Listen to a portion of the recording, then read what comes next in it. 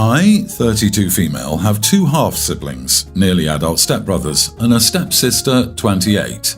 My parents divorced when I was little as Mum was caught cheating with my now stepdad. Dad got majority custody of me because Mum didn't actually want any custody and wanted to go travel with now stepdad. Stepdad walked out on my stepsister, at the time a toddler, and her mum who was in the middle of treatment for cervical cancer. About 2 years after the whole thing went down, my stepsister's mum died, and my stepdad was given custody of her.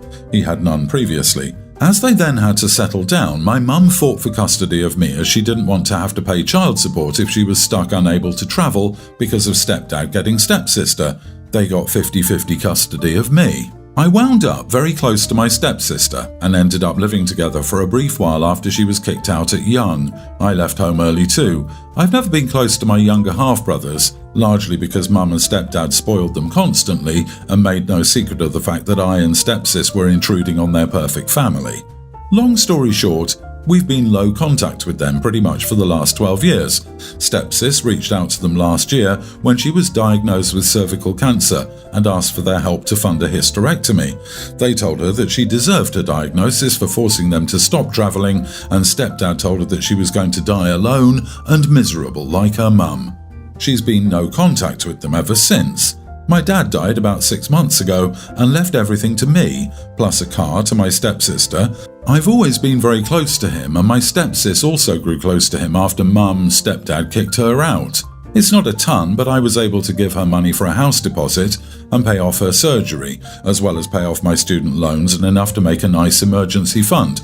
My stepdad recently found out about this. We don't know how, neither of us told him, and we've received several threatening emails and letters saying we should have shared with our half-brothers and threatening to sue us since Dad left something to stepsis despite them not being related. Then clearly he would have wanted our half-brothers to have something as well.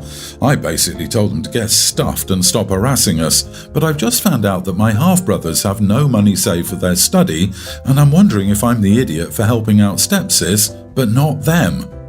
Not the idiot! Nope, nope, and nope. Firstly, sorry for your loss. Secondly, the money was willed to you legally by your biological father. It is yours to do with as you see fit. Helping your stepsister is wonderful as you are close to her. Paying off loans is very sensible, and an emergency fund is vital. I would advise you also to start paying into some retirement funds. All the nopes. Your stepdad can threaten to sue all he wants. But your father wasn't legally required to leave anything to your half-siblings or anyone else your stepdad felt was entitled, so you couldn't be more right. It was very nice of you to help your stepsister. Exactly. It would be humorous how much the stepdad wanted them out of his family's life until OP inherited some money if it weren't such a common story. OP, your stepdad can indeed get stuffed as long as whatever is stuffing him is not money. Save every threatening email and letter and go to an attorney if you can to establish a pattern. Threaten a cease and desist back if necessary, but time to go no contact. You are not the idiot. Your mom, stepdad and half-brothers can have their perfect life without you, your stepsister, or your money. Not the idiot. They only want money because they haven't bothered to save anything for your half-siblings, and this will have their perfect family image come crashing down when your half-brothers try to go to college and discover mum and dad saved nothing and spent all the money on buying things. Also, it'll make them look so horrible when people find out you paid for your stepsister's surgery, not her own father, and will probably result in people asking why he didn't care to help. They're only worried about saving their own image in this. I live in an apartment on the ground floor of a house that was converted to apartments. My neighbours, one street over but the back of their houses face the back of the house I live in, can see my whole backyard and vice versa. My apartment has a whole wall of windows that are on the back of the house. It's gorgeous and is a big reason I picked the place. I love keeping plants and it lets in a lot of light. Looking out, there is the neighbour's backyard, which is large and comes up close to my place. The property line is maybe 10 or 15 feet from my windows. Once it's gotten to be warm out, I've noticed the husband of the family who owns that house looking into my apartment a lot. Even sometimes I'll look up and see him, look away, then look back minutes later and he's still looking. So I started shutting the shades during the day, but that was kind of annoying. My place is a dark, cramped shoebox without the windows open, and I can't do that for too long because the plants were struggling without light. So I bought these window coverings that make windows into one-way mirrors. During the days when it is light out, my windows just look like mirrors now. From the inside it looks pretty much the same. The windows look tinted slightly darker, but that's it. From the outside you can't see in at all. It looks exactly like mirrors. The section of windows it's applied to is about 8 feet high and 20 feet wide. After a week of the window coverings being up, both of the parents from the neighbour's house came to my door and wanted to talk to me. The wife was complaining about the windows for a lot of reasons. They were ugly. It was uncomfortable, especially for the kids and their friends, to have a huge mirror adjacent to the swimming pool. It's at a time that they feel insecure about looks and they have lost interest in hanging out by the pool. In the afternoon and evening, it was reflecting a lot of extra sunlight into their backyards. They couldn't enjoy eating dinner on the back porch with the sun in their eyes. I said sorry about the inconvenience, but I wanted it for privacy. They both pushed back on that some, and I said that I needed privacy because of the husband's staring. He started denying it in front of his wife, and so I took out my phone where I'd taken pictures and sent it to my group of friends and showed her a couple of pictures of him gaping at my apartment and the text from that time. He got mad and said he incidentally looked over and the 8-foot by 20-foot mirror was a crazy overreaction. I said that I'd like to keep it and that I was sorry, but frankly this was avoidable. I think they're both mad because they called my landlord who brushed them off. Am I the idiot for putting the mirrored film on my windows? Ha ha ha ha ha ha, gasp, wheeze, snort. That conversation sure didn't go the way they thought it was going to go, did it? They got all self-righteous and indignant about their poor teens with their low self-esteem and insecurity about their looks, and oh no, now they can't swim anymore and it's all your fault. Honestly, what a load of steaming nonsense. I would love to hear the conversation between the wife and her husband when they got home. You are not the idiot, OP. Not the idiot. You proved that you needed the privacy because her husband is a creep and they're upset for being called out. You don't owe them anything, and if your landlord hasn't contacted you about it, then you don't need to do anything that you don't want to. OMG, they went out of their way to find your landlord and then tattle on you? LOL. You're not the idiot, and honestly, I can't believe the husband had the gall to approach you with his wife, knowing full well he kept staring into your house. I probably would have said something really snotty if they kept pressing like, "Oh, I'm sorry your husband doesn't like how he can't go out of his way to try and stare at me in my house from the outside anymore. I think my privacy and safety while living alone as a woman is more important than your dinner aesthetic on the patio." Given the fact that the entire wall is windows and is in a location that is clearly very close to their backyard, I don't think the neighbour was up to anything creepy, just that he was looking in your direction and you went overboard in your reaction. Especially if you didn't get this change approved by your landlord, you are the idiot. I, female 35, have a son. I'll call him Jake for this. Jake, male 19, is gay and has a lovely boyfriend, Derek, 20. They've been dating for 3 years. I'm so happy he feels so comfortable around me and that he trusted me to come out relatively soon after he realised himself. Derek practically lives at our house. His parents are awesome, he just likes it here too. I'm pretty chill, cook great food, LOL, and let them sleep over in the same room. As someone who was a young mom, I know intimacy is going to happen, and it's not my place to control anything about their relationship. Jake's father is present, but we're not married, and he doesn't approve of Derek. He is always invited to family events, and his attitude has always infuriated Jake. My family has always treated me as an outcast. I was kicked out when I became pregnant, and I keep in contact because I have absolutely no backbone, and I'm working on it. Ever since Jake got a boyfriend, my family has been hounding me to send him to get some serious help. They are heavily Christian, and I am atheist. They think he's broken and send me conversion therapy nonsense. Jake had the idea to go to Derek's house for a couple of weeks and pretend it was conversion therapy. I said I wasn't going to stop him, but this wasn't solving the problem. It would probably just start comments about him being fixed now and just normal homophobic comments. Jake understands that I'm not a fan, but Derek is furious that I don't support the idea. He's rallied his family, and they are now bombarding me with texts and calls about what a terrible mother I am and how Jake should just stay with them full time because I obviously don't care. I have several deep-rooted insecurities about not being a good enough mother, and this has been a serious blow to my confidence. I'm worried Jake is going to be turned against me. Am I being a bad mother by not being 100% supportive? I try to appear as a happy, bubbly person, and I love my son more than life itself, but I don't think this is a good idea. You are not wrong. So, he pretends to go to conversion therapy, and then what? Pretends to be straight, hides from the rest of his family. I'm not seeing what the end goal of this plan is. They are idiots for treating him like that, but you're right that such a deception is pointless, and Derek is being an ungrateful loser to treat you as he is after your kindness and support. You are encouraging your son to be who he is and trying to shield him from your family's bigotry. That is the right kind of support. You are the idiot, but not for the reasons you may think. You are wrong for allowing your family to treat your son in this way for so long and allowing them in his and your life with their hate, necessitating this whole fake conversion camp idea, which is also a bad idea. You need to grow that backbone and stick up for your son. Not the idiot, but why are you getting crap from Derek's family about this? It was not your idea, and it is wildly inappropriate that he brought them into it. Honestly, I think you need to put up a boundary there too. Obviously, one needs to be put up with your side, but it feels like Derek sniffed out that you are the scapegoat or black sheep of your family and is putting you in that role in his too. It's a pretty red flag reaction to being told that you don't support fake conversion camp. This is bothering me so much. Why is Derek's family attacking OP?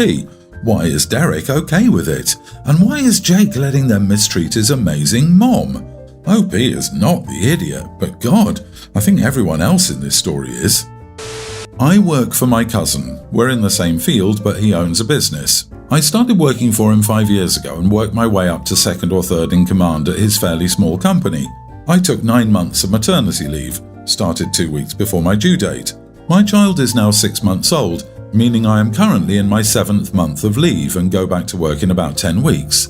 During the last 7 months, there have been a few crises at work. They called me and I fixed it. They shouldn't have been doing this due to my maternity leave, but I didn't mention it because these were legitimate crises and most of the time it was my cousin asking. However, because I'm entering the end of my leave, I want some time completely free of work to recharge before I have to dive back in. So, starting 2 weeks ago, I stopped answering my phone. At some point it died, so I put it in a drawer and haven't plugged it in since. I have a landline for emergencies, a laptop to keep in touch with people, and a TV for entertainment, so I'm enjoying the break from the phone without issue.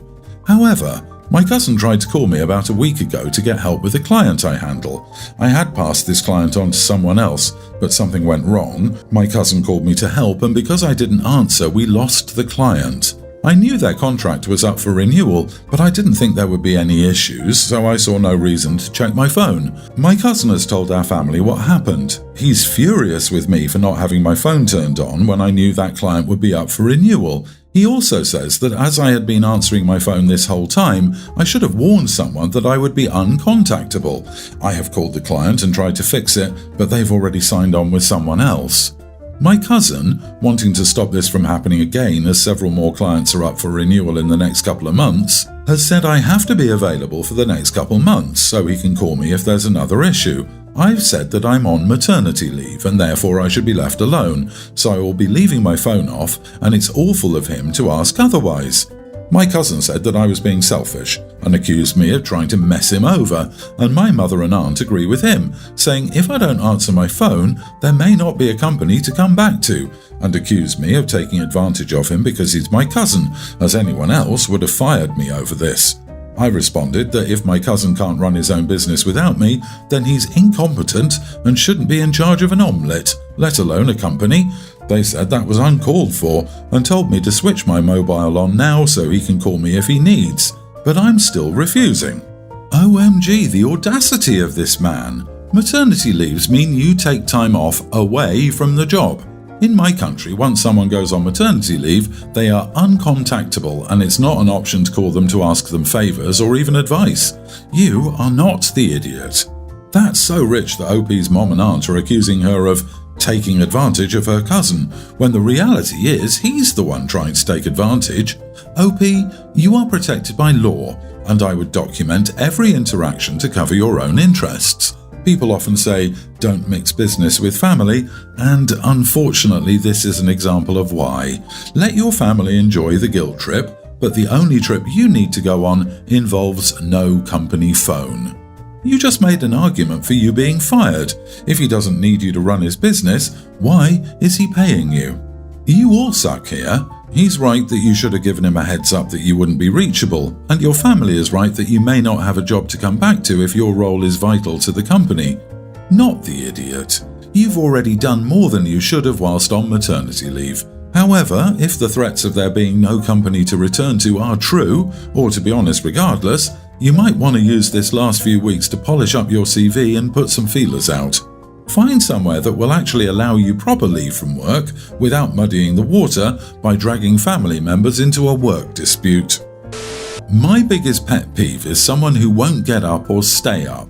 My boyfriend does just that. He will sleep through his alarm and let it ring endlessly, or he will snooze it and I have to hear it every 8 minutes or so. He will also get up, pee or something and then go straight back to bed. None of this is his fault in his eyes. I have sent him to 3 doctors and he has completed 2 sleep studies that determined nothing was wrong with him. This angers me because on days I don't have to get up, he sets multiple alarms and won't get up to a single one. Now I'm awake and you can hear it from any room in our apartment. If I turn them off myself, he'll get mad claiming he needs them to get up. But like they've gone off every 8 minutes for the past hour, so clearly he wasn't. I'll wake him up and then he is all annoyed. I got tired of the attitude and didn't force him awake and he ended up missing a big test which somehow is my fault. Or I'll wake him up and he'll get up, so I go in a different room and then 1 or 2 hours later he's all mad because he slept through a class and I should have made sure he got up. In my opinion, he's a grown-up man. He needs to get up, or if not, lose the attitude and be more respectful of my sleep. This morning he had an exam. I woke him up 4 times. On the 5th I took a pan of iced water and dumped it on him. Boy, was he angry. He says I should have let him miss the exam. I say I'm wrong if I do, wrong if I don't. He left and sent a text. Don't be surprised if I stay with a friend tonight. I replied, great, now I might get a morning without 50,000 alarms. He sent back, screw you. Not the idiot. He forced this on you. Also, ice water is nothing compared to being forced to endure hours and hours of screeching alarms. What I would say is that before resorting to ice water, I would already just have left the relationship, to be honest. Not the idiot. Yeah, it was a bit extreme and this relationship is probably doomed, but it already was. You are right. You're wrong if you do and wrong if you don't. He had lots and lots of times to take this seriously. He seems to be dependent on you to get him to wake up, stay awake and meet his morning appointments. I would start with not doing that anymore because this is enabling him to continue like this. Probably best to sleep in separate rooms for a while. Not the idiot. You are far more patient than me. He is a grown-up man and should be responsible for himself. The fact he's blamed you on multiple occasions is complete nonsense. This is a deal breaker. He is so self-centered he doesn't stop to think how his actions are affecting you. You are the idiot. Honestly, anyone saying you aren't is ridiculous. OP had another solution. Break up with her boyfriend for being a loser. She doesn't get the right to put ice water on a sleeping person because he gets mad when he doesn't wake up. This is something a child does, not an adult.